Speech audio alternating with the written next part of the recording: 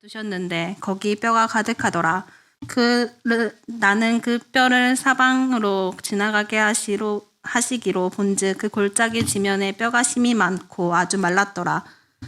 그가 내게 이르시되 인자야 이 뼈들은 능히 살 수 있겠느냐 하시기로 내가 대답하되 주 여호와여 주께서 아시나이다.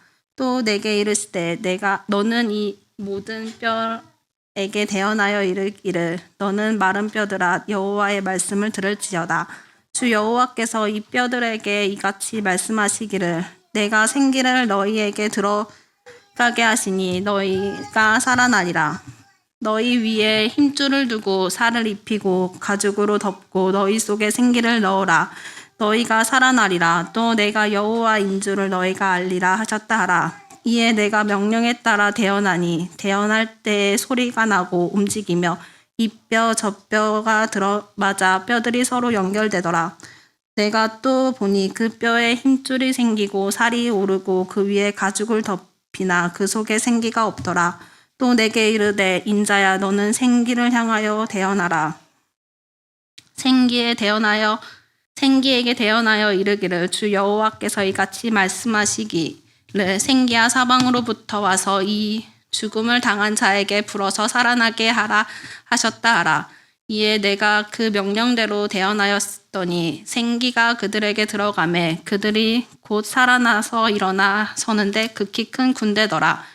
내가 또 내게 이르시되 인자야 이 뼈들은 이스라엘 온 족속이라.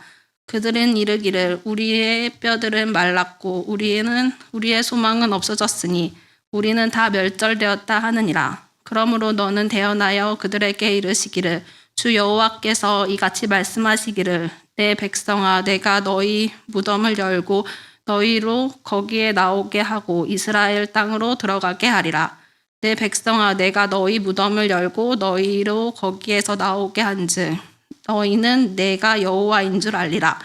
내가 또 내 영을 너희 속에 두어 너희가 살아나게 하고 내가 또 너희를 너희 고국 땅에 두리니 나 여호와가 이 일을 말하고 이룬 줄을 너희가 알리라. 여호와의 말씀이라. 아멘.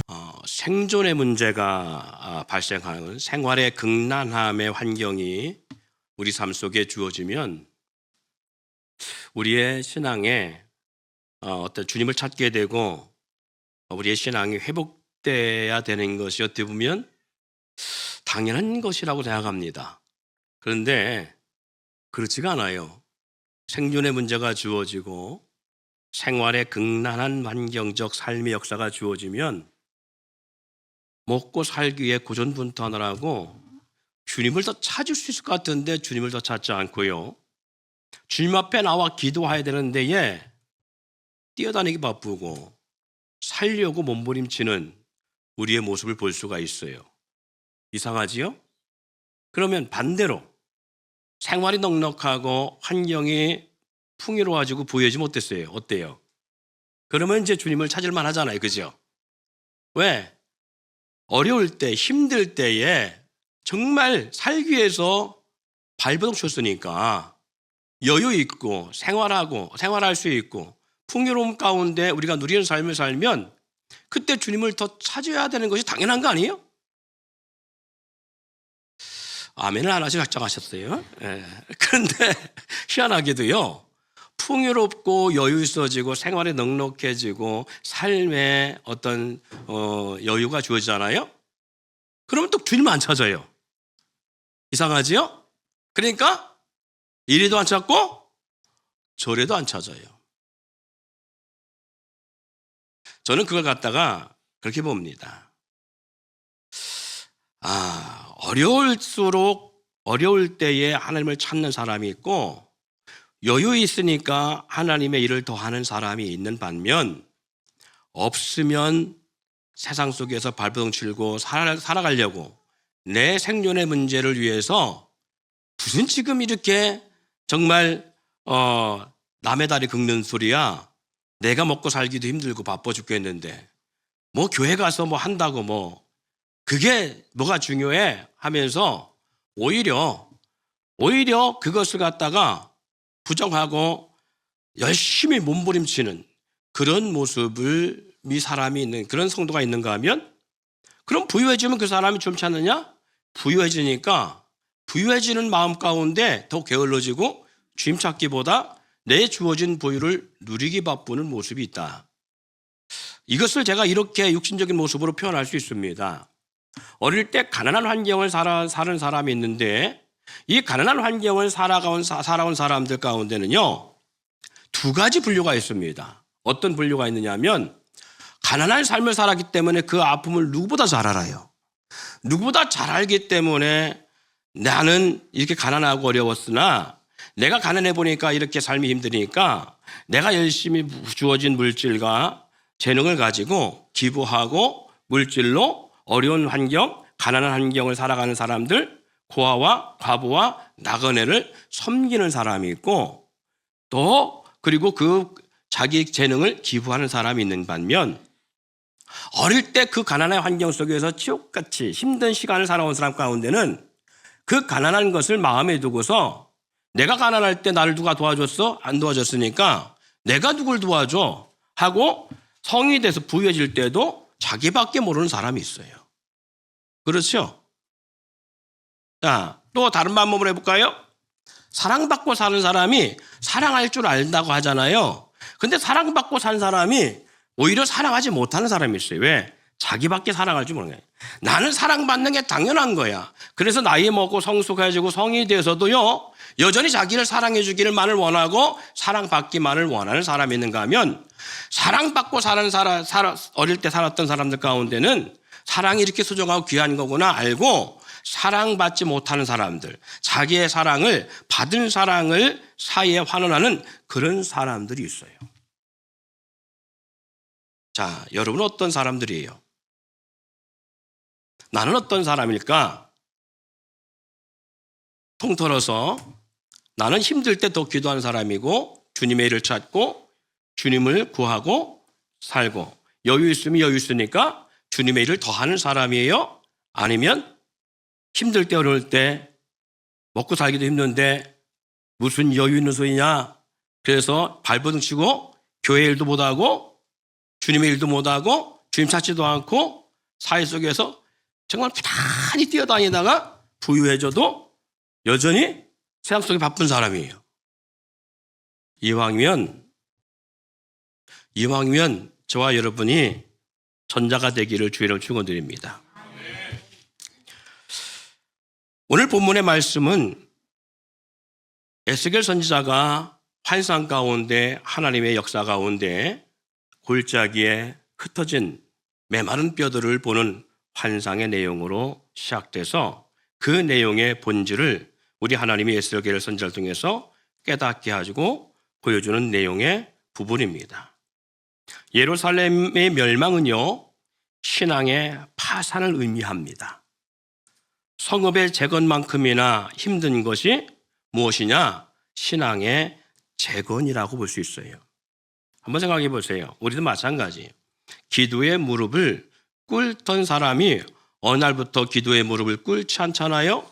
다시 기도의 무릎을 꿇는다는 것이 너무 힘들고 어려운 것과 같은 거예요. 한 번 무너진 신앙 다시 회복하는 것이 쉽냐? 결코 쉽지가 않습니다. 뭐만큼 힘들다? 오늘 본문 속에 나오는 것처럼 예루살렘 성전을 재건하는 만큼 힘들어요. 바벨론의 포로 생활로 얽매여 있었기에 마른 뼈와 같이 아무런 소망이 없던 때가 바로 에스겔 선지자가 활동했던 그 시기에 이스라엘 백성들의 모습입니다. 모든 것이 어두운 절망에 빠져 있는 상황에서 예루살렘과 그리고 신앙 회복은 불가능해 보일 만큼 이스라엘 백성들은 삶의 의미와 목적마저도 상실한 상태의 그러한 이스라엘 모습의 그 환경을 우리 가운데 보여주고 있습니다. 모든 것이 어둡고 절망적일 때에 하나님은 에스겔 선지자를 부르십니다. 그리고 마른 뼈가 가득한 골짜기의 환상과 마른 뼈에 대한 모습을 보이십니다. 그리고 하나님은 이 에스겔 선지자에게 이 골짜기에 떠진 수많은 메마른 뼈들이 모여져서 여호와의 군대가 되는 환상을 보여주십니다. 선지자 에스겔을 통해서 이스라엘에게 삶의 희망과 비전을 주고자 하는 가운데 하나님은 이 에스겔 선지자에게 그 뼈의 마른 뼈의 환상과 여호와의 군대가 되는 것을 보여주며 내 백성에 대한 소망을 보여주는 것입니다.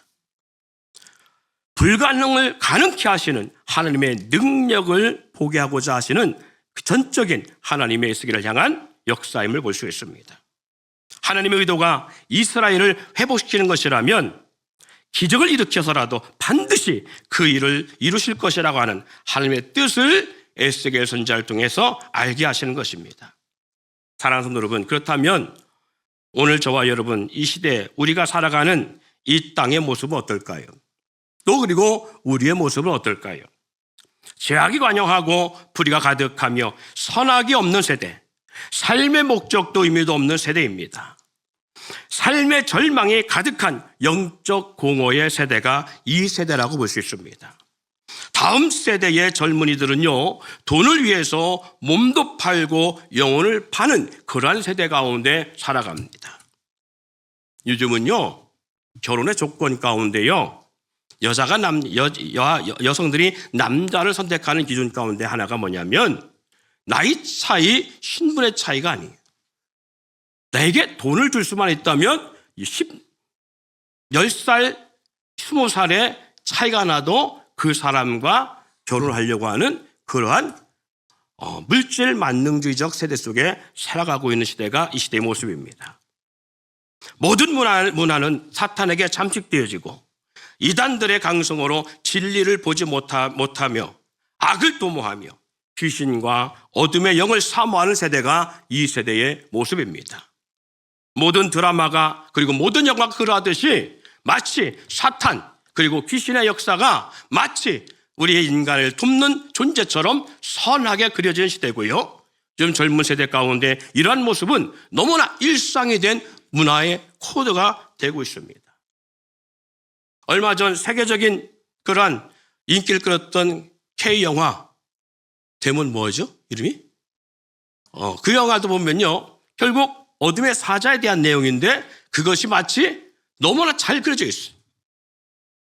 모든 애니메이션이나 모든 영화 속에 히트를 쳤던 모든 영화 보면요, 거기에는 분명히 그 시대적 어둠의 세력에 대한 내용들이 나와 있는데 그것이 마치 우리 인간에게 생명을 주고 우리 인간에게 부욕케 하고 번영케 하고 행복을 주는 것처럼 그렇게 그려져 나옵니다. 그러기에 살아있으나 죽은 세대의 모습이 이 시대의 골짜기의 현실이고 현상입니다. 그러면 하나님은 이 시대에 왜 구약시대의 에스겔 선지자를 부르신 것처럼 이 시대에 왜 저와 여러분을 부르셨을까요? 따라합시다. 우리는 하나님의 부르심을 입은 자들이다. 그래요. 저와 여러분들은 하나님의 부르심을 입은 자들입니다.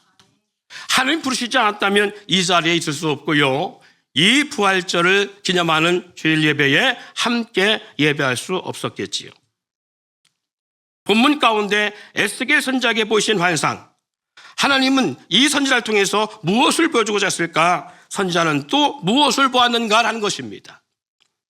하나님은 에스겔 선지자에게 사망이 가득한 골짜기로 그를 인도해 가십니다. 골짜기 지면에 수많은 메마른 뼈들의 환상을 에스겔 선지자는 보았고요, 그 마른 뼈들에게 관심 있는 하나님의 마음을 에스겔 선지자는 보았습니다. 그런가 하면 마른 뼈들을 살리기 위한 계획과 환상을 보게 되어지고요, 수많은 마른 뼈들을 살리시는 환상을 보았고, 그는 자신을 통해 이 역사를 이루실 환상을 보게 됩니다. 우리는 어떤 환상을 보아야 하고 또 보기를 원하는가?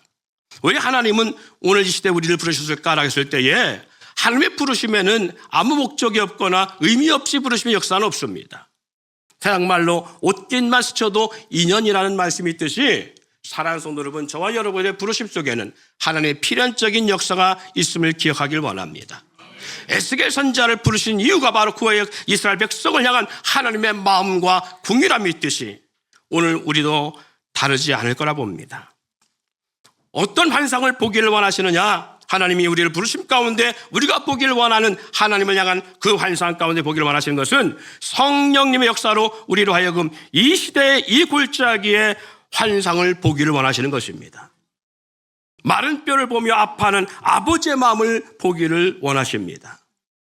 우리가 어떤 삶을 어떤 걸 보기를 원하시냐? 하나님은 성령 역사로 이 골짜기에 행하실 주님의 비전을 보기를 원하시는 거예요. 그리고 성령님의 역사로 우리에게 이 골짜기에 부는 생기를 보기를 원하시는 것입니다. 우리로 하여금 골짜기의 마른 뼈를 보며 통하여 이 마른 뼈 같은 인생들이 회복되어지고 살아나기를 하나님은 보기를 원하시고 그 환상 가운데 우리가 세워지기를 원하시는 것입니다. 하나님은 에스겔 선지자를 통해서 이스라엘의 과거의 현실을 깨닫고 미래의 희망을 주고자 하는 것입니다. 이방 땅 바벨론에서 고통과 매임 가운데 있는 선민 이스라엘의 과거, 그리고 현재 고통 가운데 매여 있는 그들의 현실을 에스겔 선지자를 통해서 알고 깨닫기를 원하신 것입니다. 하나님의 영으로 그들을 살리시고 누구도 막을 수 없는 여호와의 군대로 세우고자 하시는 하나님의 역사, 그리고 구원의 생명운동을 이루어가기를 원하시는 하나님의 비전, 하나님의 그것을 뜻과 계획을 바로 알고 그 말씀을 대언하여 전하여 영원히 사는 역사를 하나님은 보기를 원하시고 있는 것입니다. 하나님은 저와 여러분 동일합니다. 저와 여러분을 통해서 무엇을 이루어 가기를 원하시느냐? 이 지역에 사망 권세에 매여 있어 죽어가는 영혼을 보기를 원하시고요, 영혼들에 대한 안타까움만 받기를 원하시고 사망 권세에 잡혀 영혼을 위해 부르짖기를 원하는 그 하나님을 향한 마음, 하나님 우리를 부르시는 목적이 바로 여기 있습니다. 영혼을 향한 궁휼함이 있을 때에 부르짖게 되고, 그리고 주님을 찾게 되고, 전도하게 되고, 그리고 영혼을 구원할 수 있음을 기억할 수 있기를 원합니다. 하나님 아버지의 마음을 알아 영혼 구원의 사역에 강력하게 우리의 삶이 드려지기를 원하는 것, 하나님 이것이 우리를 부르신 목적입니다. 그래서 성경은 로마서 이렇게 말합니다. 하나님을 사랑하는 자, 그 뜻대로 부르심을 입은 자들이 합력하여 선을 이루느니라. 할렐루야. 아버지의 마음이 죽은 영혼을 얼마나 사랑하는지를 바로 알고 생명의 소중함과 한 생명을 위해 목숨이라도 내어놓을 만큼 사명의 열정으로 살아가기를 원하시는 것, 이것이 주님이 천년 전 사망 권세를 이기시고 부활하신 주님의 삶, 주님의 부활의 목적이고 이 부활의 아침을 맞이하는 저와 여러분들을 향한 하나님의 마음임을 잊지 않기를 바랍니다. 이 죽음의 땅에 복음으로 살아나 지금은 불의의 병기로 마귀의 종으로 살아가지만 우리를 통해 선포되는 전도를 통해 이 시대 이 골짜기가 여호와의 군대로 채워지기를 원하는 것, 이것이 우리 아버지 하나님의 마음이라고 저와 여러분은 신뢰할 수 있기를 원합니다. 그러면 이 시대 이 지역을 향해 나아갈 우리의 자세가 어떠해야 될 건가라는 것입니다. 하나님이 행하실 일에 대리권자의 마음과 자세를 잊지 않기를 바랍니다. 하나님은요, 물론 구약시대에 직접 말씀하시고 아브라함과 이삭과 야곱에게 말씀하시고 모세에게 직접적으로 친구처럼 나타나 말씀하시기도 하셨지만 하나님은 대부분 주의 선자를 통해서 하나님의 뜻을 전했고 하나님의 말씀을 전했다면 지금 이 시대에는 저와 여러분을 통해서 하나님의 뜻을 전하기를 원하시고 하나님의 일을 행하시기를 원하시고 하나님의 마음을 전하시기를 원하시고 있음을 기억하시기 바랍니다. 그래서 마태복음 28장 18절 20절 말씀에 이런 말씀이 있지요. 예수께서 나와 말씀하여 이르시되 하늘과 땅의 모든 권세를 내게 주셨으니 그러므로 너희는 가서 모든 족속으로 민족으로 제자를 삼아 아버지와 아들과 성령의 이름으로 세를 베풀고 내가 너희에게 분반 모든 것을 가르쳐 지키게 하라. 볼지어다 내가 세상 끝날까지 너희와 항상 함께 있으리라 하시니라. 오늘 주님이 우리 가운데 말씀하시는 것은 하늘과 땅의 모든 권세를 가진 주님이 제자들을 향하여 말씀합니다. 너희는 가서 모든 족속으로 제자를 삼으라는 것입니다. 이 말씀은 단지 12명의 제자에게만 말씀하고 있는 것이 아니라 이 시대에 부름을 입은 저와 여러분에게 말씀하시는 주님의 사명이고 명령임을 잊지 않기를 바랍니다. 그래서 땅끝까지 이 복음의 역사에 증이 되기를 원하신, 그래서 로마서 4장 1장 8절에 오직 성령이 너에게 임하시면 너희가 권능을 받고 예루살렘과 온 유다와 사마리아와 땅끝까지 이르러 내 증인이 되리라 하시니라. 할렐루야. 우리 옆에 있는 분을 가리켜 인사합시다. 예수의 증인 됩시다. 할 수만 있는 한, 할 수 있는 한, 예, 같이 한번 할 수 있는 한, 복음을 전하는 주님의 증인 됩시다.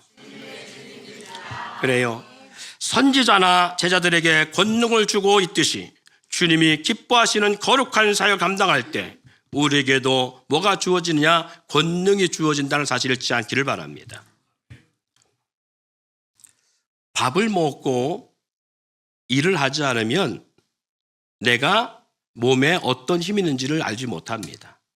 그런데 밥을 먹고 막상 일터에 가서 일을 하기 위해서 무슨 삽을 든다든가 괭이를 든다든가 톱을 들어 나무를 쓴다든가 등등 육신의 몸을 쓰잖아요. 그러면 뭐라냐면 내가 이런 힘이 있구나 나를 알아요.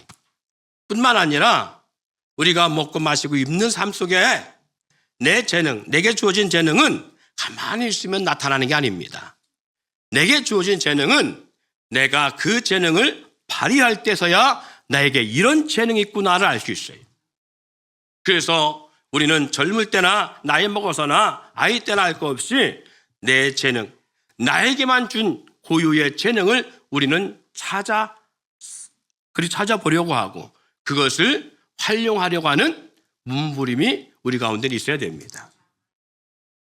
그런데 이 재능을 쓰지 않으면 나에게 어떤 재능이 있는지, 부모로부터 어떤 재능을 물려받았는지, 조사로부터 어떤 재능이 나에게 유전되어졌는지, 그리고 내가 실질적으로 어떤 재능을 소유하고 살아가고 있는지를 잘 모를 수밖에 없어요.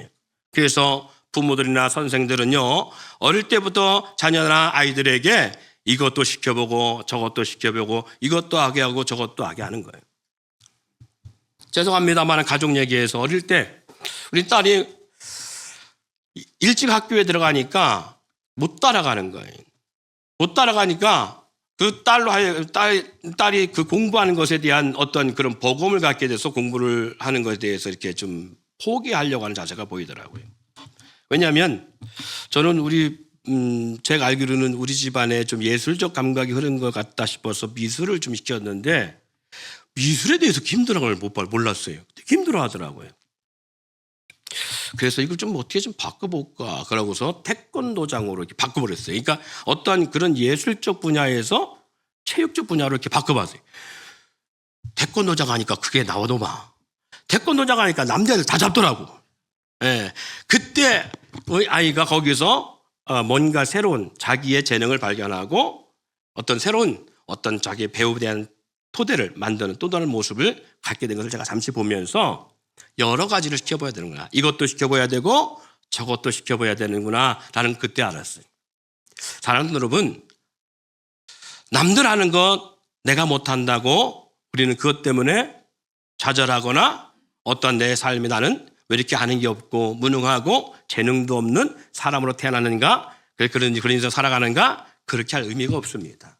하나님은 우리를 하나님 형상과 모양에 따라 지음받았다는 사실을 잊지 않기를 바랍니다. 하나님이 각 사람에게 각자의 고유의 재능과 능력으로 우리를 창조하셨어요. 어떤 이에게는 눈의 역할 같은 지체 모습의 그런 재능으로, 어떤 사람에게는 귀와 같은 듣는 재능으로, 어떤 사람에게는 잘 뛰는 발의 역할 같은 그런 재능으로, 어떤 자에게는 어떤 사람에게는 코와 같이 냄새를 맡거나 입처럼 말을 하거나 그리고 혀처럼 맛을 보게 하는 각자의 재능의 능력을 각 사람에게 주었어요. 한 가지 재능으로 모든 걸 통일해서 낼 문제가 아니라는 사실이죠. 내 아이가 공부를 못한다고 얘는 왜 이렇게, 그게 아니에요. 공부는 하나의 재능에 불과합니다. 다른 다양한 재능들이 그에게 있는데 우리는 획일적으로 하나만 가지고 그 사람을 평가하려고 하는 것이 있어요. 사랑하는 성도 여러분, 이와 같이 하나님의 능력을 씁니다. 하나님의 능력이 우리 각 사람에게 하나님 뭐라 했어요? 하늘과 땅의 모든 것을 가신 주님이 세상 끝날까지 우리와 함께 하신다고요. 근데 이 능력이 언제 나타나느냐? 그 능력을 사용할 때 나타납니다. 이 말씀은 우리가 주의 일을 감당할 때에 주의 능력이 나타나요. 주의 권세는 언제 나타나냐? 우리가 하나님의 나라와 의를 위해서 싸울 때 나타납니다. 돈 벌 때 나타나는 것이 아닙니다. 사람 만나 대화할 때 나타나는 것이 아닙니다. 영적 일을 감당하려고 할 때 나타납니다. 제가 지난주에 장례식을 치르면서 좀 답답했던 것이 있었어요. 그게 뭐냐면, 이것도 나이 먹으면서 영적 감각도 무뎌지나? 라고 하는 생각을 잠시 했었습니다. 그게 뭐냐면, 장례를 치르면서 제 안에 뜨거운 영적 감각이 둔화된 거예요. 이 말인즉 성령의 감동이 강력하게 일어나야 되거든요. 그래야 그 장례식의 예배가 성령 안에서 은혜가 되거든요. 그냥 로봇처럼 구간주처럼 주어진 그러한 어떤 행정에 따라 또 주어진 상황에 따라 전달만 하는, 그리고 예식만 치르는 목회자로 서 있다면 차라리 프로그램화 시킨 로봇을 갖다가 하는 거와 다르지 않아요. 오히려 더 잘할 수 있어요. 요즘 AI가 얼마나 잘합니까? 복음의 역사가 드러나야 되거든요. 그 장례 예배에 3번에게 주어진 그 황금 같은 시간, 얼마나 귀한 시간이, 그 황금같이 제가 찾아가서 제 사촌들, 오촌들, 팔촌들, 누구나 할지 그분들에게 강원도로 저 부산으로 찾아다니면서 복음을 전할 수 있습니까? 그런데 장례식은 그렇지 않잖아요. 장례식 때만큼 갖다 놓고 하나님 몰아놓고 한 곳에 어장같이 몰아놓고 복음을 전할 수 있는 기회가 주어졌는데 불구하고 그걸 못하고 있는 저희 모습을 봤어요. 그래서 제가 얼마나 회개했는지 모릅니다. 그 순간만큼은 피를 토하는 메시지를 증거함을 통해서라도 그들 가운데 복음을 알지 못하는 영혼들에게 복음을 증거할 수 있는 강력한 영적인 힘이 주어져야 되거든요. 근데 제게 그게 안 주어지는 거예요. 그래서 제가 장례를 다 마치고 집사람한테 그랬어요. 영적인 능력이 안 주어졌다. 제가 그때 알았습니다. 밥도 평소에 먹어야 힘이 주어지고, 할렐루야. 운동도 평소에 해야 몸에 근력이 세워지는 거예요. 안 쓰고 있던 어느 날 갑자기 쓰면 안 주어지는 거예요. 이 말은 즉 말씀과 기도로 무장되어 있지 않으면 이런 현상을 맞이할 수 있다는 거예요. 여러분, 그래서 성도들은요, 주의 종을 위한 기도가 많아야 됩니다. 중보 기도할 때에 화장실 가서 단 3분, 5분 화장실 보는 그 순간에도 오늘 이 말씀을 기억하고 주의 종을 위해서 기도해 주길 바랍니다. 목회자의 생존의 문제는 영역입니다. 영적 능력이 있어야 됩니다. 부활의 권세가 드러나야 됩니다. 사망 권세를 이기시고 부활하신 예수의 권세가 주의 종의 입을 통하여 그리고 주의 종의 모습을 통하여 드러날 때에 그 가운데 어둠의 권세가 물러가고 사탄이 방해하지 못하고 성령의 권능을 통하여 영적인 사로잡혔던 심령들이 자유함을 얻게 되어지고 예수의 복음을 듣게 되어지고 그 안에서 결실의 역사가 일어날 수 있다는 사실이. 그래서 주님 말씀하는 거예요. 너희는 가서 복음을 전하라는 거예요. 그런데 전하는데 너희만 간 것이 아니라 내가 하늘과 땅의 모든 것을 가지고 세상 끝날까지 너희와 통행하겠다는 것입니다.